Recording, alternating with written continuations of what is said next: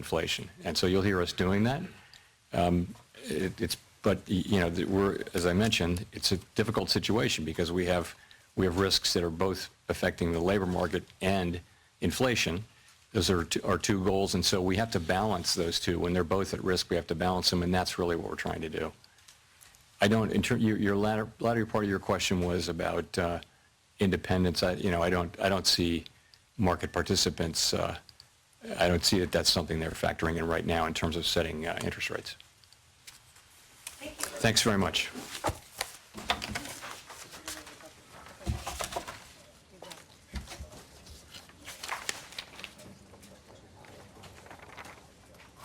All right, that was the Fed chair explaining why the Fed just cut interest rates by 25 basis points. Its first cut in a year. Chair Powell saying the balance of risks have shifted towards more weakening in the labor market. Much talk about potential dissents today.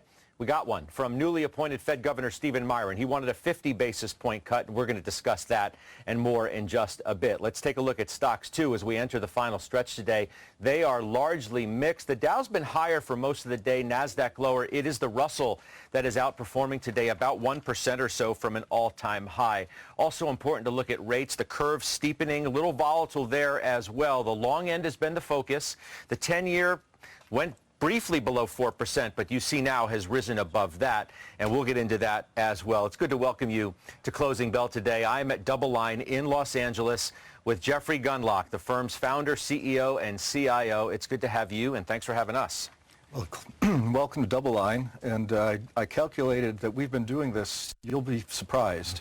This is our 37th time that we've done this in relation to the Fed, which is, it feels like a lot less than that, but that's the way time goes, especially when you get older. Yeah, and we've had a lot to talk about, obviously, in that stretch. Yeah, it's been all over the place. Yeah, give me your reaction to what you got today, to what the Fed chair himself called a risk management cut, as he suggests the risks have grown.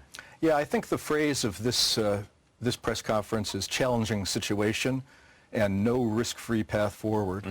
I think what really surprised the markets a little bit and what led to some of the reversal on what was lower interest rates and what the stock market was that when he said there was no support or very little support for a 50 basis point cut.